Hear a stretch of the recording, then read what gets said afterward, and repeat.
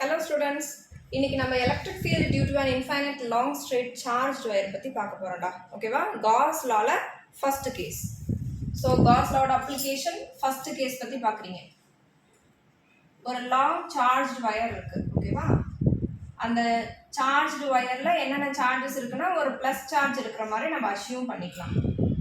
நாம இந்த charged wireல ஒரு particular ஏரியாவை choose பண்ணிக்க போறோம். So the area could be like this. ஒரு cylindrical shapeல நம்ம என்ன பண்றோம், அந்த ஏரியாவை choose பண்ணிக்கிறோம். So இந்த ஏரியால இருந்து இந்த சார்ஜஸ்னால எவ்வளவு தூரத்துக்கு எலக்ட்ரிக் ஃபீல்டோட இன்ஃப்ளூயன்ஸ் இருக்கும் அப்படின்னு தான் நம்ம பார்க்க போறோம் இன்னைக்கு. ஓகேவா? ஸோ எலக்ட்ரிக் ஃபீல்டுன்னு எடுத்துக்கிட்டிங்கன்னா, அதாவது ஒரு வயர்ல எலக்ட்ரான்ஸ் பாஸ் ஆகிட்டு இருக்கு, கரண்ட் வந்து ஃப்ளோ ஆகிட்டு இருக்கு, அதனோட ஸ்ட்ரென்த் எவ்வளோ தூரத்துக்கு நம்மளுக்கு டிஸ்ட்ரிபியூட் ஆகிருக்கும், எவ்வளோ தூரத்துக்கு அதனோட பவர் இருக்கும் அப்படிங்கிறது தான் என்னது electric field. Just nothing but இப்போ ஒரு வயர் போயிட்டு இருக்கு, நம்மளுக்கு எல்லாம் இன்சுலேட் பண்ணியிருக்காங்க, வயர் என்ன பண்ணியிருக்காங்க, இன்சுலேஷன் பண்ணியிருக்காங்க. இன்சுலேட் பண்ணலன்னா நம்மளுக்கு என்ன ஆகும், ஒரு லெவலுக்கு பக்கத்தில் போனால், ஃபார் எக்ஸாம்பிள் இதுதான் வயர்னு வச்சுக்கோங்க. ஓகேவா? இந்த வயருக்கு இங்கே நான் போனேன்னா எனக்கு ஷாக் அடிக்குதுன்னா அப்போ எலக்ட்ரிக் ஃபீல்டோட ஸ்ட்ரென்த் வந்து இவ்வளோ தூரத்துக்கு இருக்குது அப்படின்னு அர்த்தம். ஓகேவா? அந்த எலக்ட்ரிக் ஃபீல்டு எவ்வளோ தூரத்துக்கு இருக்கும், வெர்டிக்கலாக இருக்கிறது, ஹரிசாண்டலாக இருக்கிறது, பேரலாக இருக்கிறது, இதை பற்றி தான் இந்த கொஸ்டின் ரிலேட் பண்ணுது.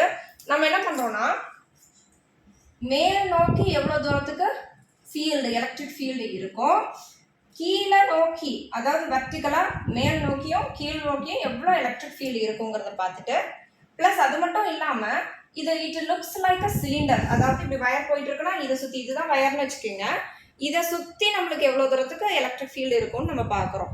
அப்படின்னா this is a curved surface area, இது வந்து எனக்கு கர்வ்டு சர்ஃபேஸ் ஏரியா, அதை சுற்றி நம்மளுக்கு எவ்வளோ எலக்ட்ரிக் ஃபீல்டு இருக்குன்னு பார்க்குறோம்.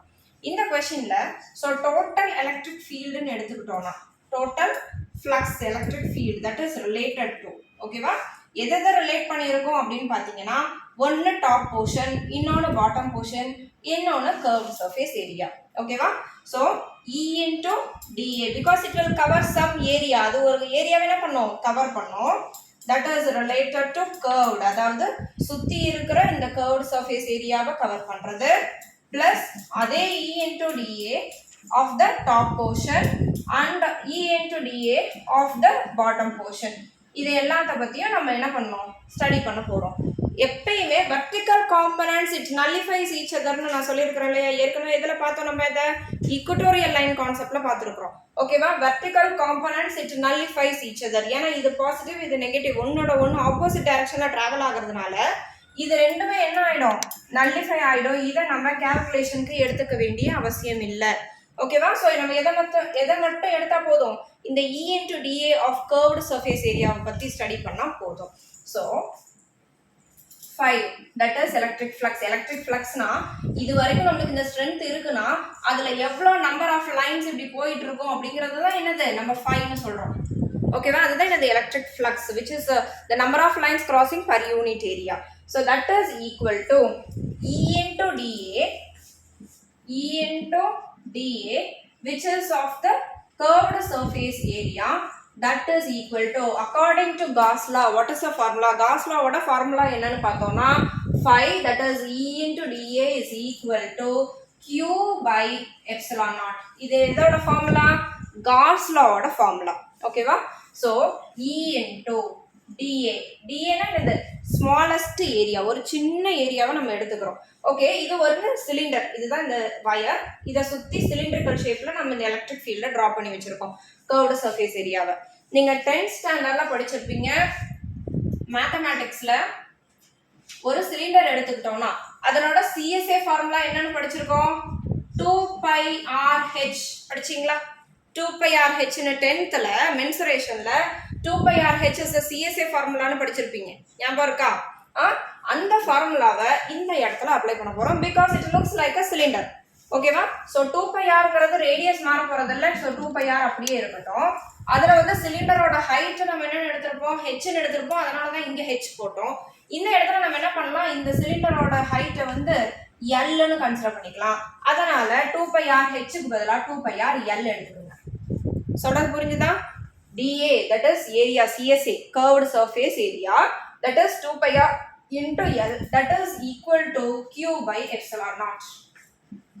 So E into 2 pi RL that is equal to ஓகேவா இது என்னது சார்ஜ் சார்ஜ் நம்ம இந்த இடத்துல எப்படி ரெப்ரசன்ட் பண்ண போறோம் அப்படினு பாத்தீங்கன்னா இந்த क्वेश्चनக்கு that is equal to lambda L அப்படினா இந்த throughout lengthக்கு நமக்கு சார்ஜஸ் டிஸ்ட்ரிபியூட் ஆயிருக்கும் எவ்வளவு லெந்த்க்கு இந்த L லெந்த்க்கு சார்ஜஸ் டிஸ்ட்ரிபியூட் ஆயிருக்கும் அதனோட லீனியர் சார்ஜ் டென்சிட்டி என்னன்னு சொல்றோம் டென்சிட்டினா அடர்த்தி எவ்வளவு அளவுக்கு அந்த சார்ஜஸ்லாம் பேக் ஆயிருக்குங்கற அடர்த்தி ஓகேவா so this is called as linear charge density இதுக்கு பேர் என்னது linear charge density லீனியர்னா இந்த மாதிரி ஸ்ட்ரைட்டா போனதுனா லீனியர் சார்ஜ் டென்சிட்டின்னு சொல்லுவோம் இதுவே வைடா ஸ்ப்ரெட் ஒரு ஷீட் ஃபுல்லா ஸ்ப்ரெட்டா இருந்ததுனா அது சர்ஃபேஸ் சார்ஜ் டென்சிட்டின்னு சொல்லணும் சோ இந்த Q க்கு பதிலா இருக்கிற இந்த lambda L ல இந்த இடத்துல சப்ஸ்டிட்யூட் பண்ண போறோம் so lambda L divided by epsilon naught so L ல என்ன ஆயிடும் cancel ஆயிடும் so E into 2 pi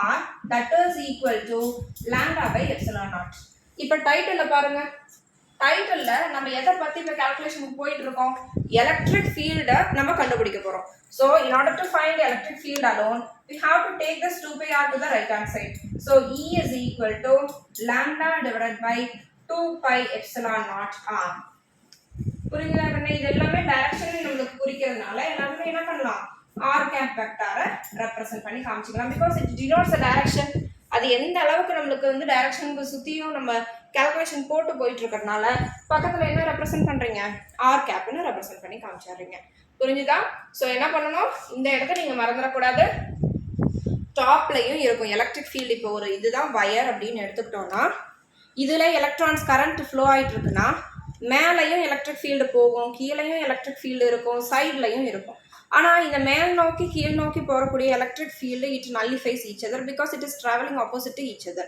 next நம்ம என்ன பண்றோம் இந்த curved surface area மட்டும் எடுத்துக்கிறோம் அதனால தான் இந்த E into dA க்கு பதிலா 2 pi RL எடுத்துக்கிறோம் this is from CSA formula of a cylinder இது என்னது CSA formula of a cylinder 2 pi RH so H க்கு பதிலா இங்க என்ன போடுறீங்க L போடுறீங்க 2 pi RL Q க்கு பதிலா lambda L by epsilon naught as it is அப்படி வெச்சுக்கிறோம் L கேன்சல் பண்ணிடுறோம் இப்போ E மட்டும் தான் நம்ம கால்குலேட் பண்ணோம் அதனால 2 pi R right hand side எடுத்து போனா மல்டிப்ளிகேஷன்ல இருக்கிறது அந்த பக்கம் போகும்போது டிவிஷனுக்கு வந்துருது சரியா so the electric field final result is lambda divided by 2 pi epsilon naught R இது ப்ராப்ளம்ஸ்க்காக நீங்க என்ன பண்ணனும்னா டெரிவேஷன் நல்லா தெரிஞ்சாலுமே ஃபைனல் ரிசல்ட்டை நீங்க நல்லா ஞாபகத்துல வச்சிருக்கணும் ஏனா நம்ம 1 மார்க் क्वेश्चन சால்வ் பண்றதுக்கும் நமக்கு அது ஹெல்ப் பண்ணும் ப்ளஸ் ப்ராப்ளம்ஸ்க்கு நமக்கு தேவைப்படும் சோ டெரிவேஷனோட ஃபைனல் ரிசல்ட்டை நல்லா மெமரைசேஷன்ல வெச்சிருங்க புரிஞ்சுதா நோட் பண்ணிக்கங்க